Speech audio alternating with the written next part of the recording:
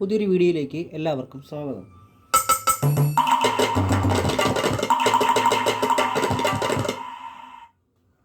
ഞാൻ നിങ്ങൾക്ക് പറഞ്ഞു തരാൻ പോകുന്നത് അധികാരം അങ്ങനെ ഉപയോഗിക്കാത്ത ഒരു ട്രാൻസിസ്റ്ററാണ്. എന്നാൽ ഇത് നല്ല ഹൈ ഗെയിനും ഉള്ളൊരു ട്രാൻസിസ്റ്ററാണ്.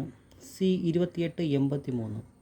സാധാരണ പവർ ആംപ്ലിഫയറിൽ ഡ്രൈവ് സെക്ഷനിലും ബയാസിംഗ് സെക്ഷനിലും ഉപയോഗിക്കുന്ന ട്രാൻസിസ്റ്ററാണ്. ഇത് ഉപയോഗിച്ചിട്ടാണ് ഞാൻ ഈ ബാസ്റ്ററുകൾ നിർമ്മിച്ചിട്ടുള്ളത്. ഞാൻ കണക്ട് ചെയ്തിട്ടുള്ളത് DMOSിലാണ്. TDI 7294 ആണ് കണക്ട് ചെയ്തിട്ടുള്ളത്. ഇതിൻ്റെ എഫക്റ്റ് എന്ന് പറയുന്നത് മിഡ് ബേസ് കേൾക്കാമല്ലോ.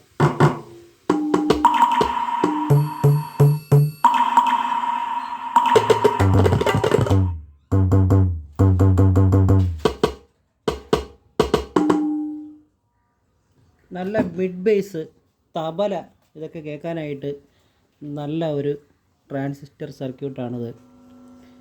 ഇത് കോപ്പി അടിച്ചതല്ല. ഇത് എറണാകുളത്തുള്ള നോവിക്ക് വേണ്ടിയിട്ട് ഞാൻ ഡിസൈൻ ചെയ്ത ഒരു സർക്യൂട്ടാണ്. ബോക്സ് ആൻഡ് തിയറിയാണ്. വലിയ ട്രിബിളൊന്നും എടുക്കത്തില്ല.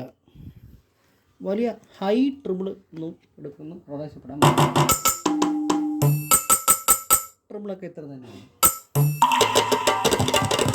പക്ഷേ തബലയും ചെണ്ടയും ഒക്കെ നന്നായിട്ട് എടുക്കും.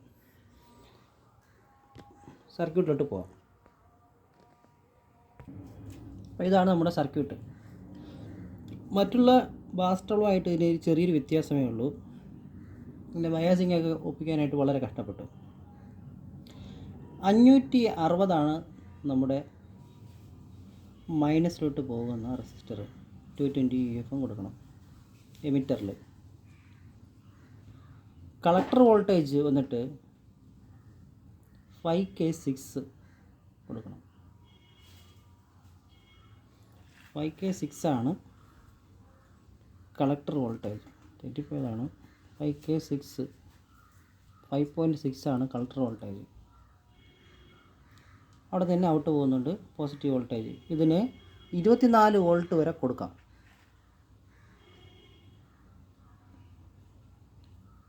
ബേസ്ഡ് കളക്ടർ വന്നിട്ട് 1 MEG ആണ്.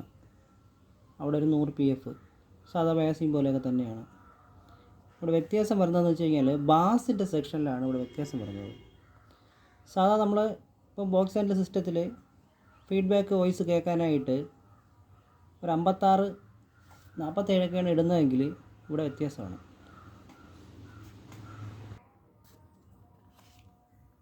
ഇതുപോലെ കണക്ട് ചെയ്യേണ്ടി വരും.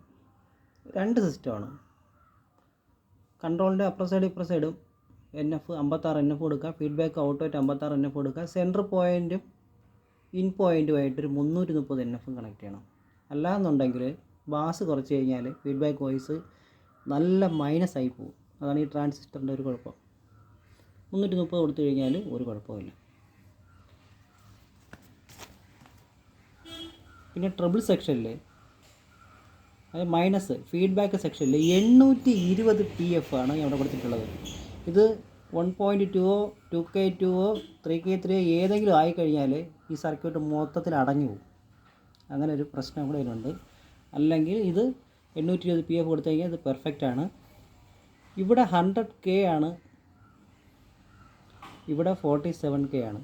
അതാണ് ഇവിടെ വേറൊരു വ്യത്യാസം വരുന്നത്. ഇവിടെ 47K, ഇവിടെ 100K കൺട്രോൾ. അപ്പോൾ ഇത്രയാണ് ഇതിൻ്റെ ഒരു. പിന്നെ ഇൻപുട്ട് സെക്ഷൻ ഇവിടെ നിന്ന് അറിയാമല്ലോ.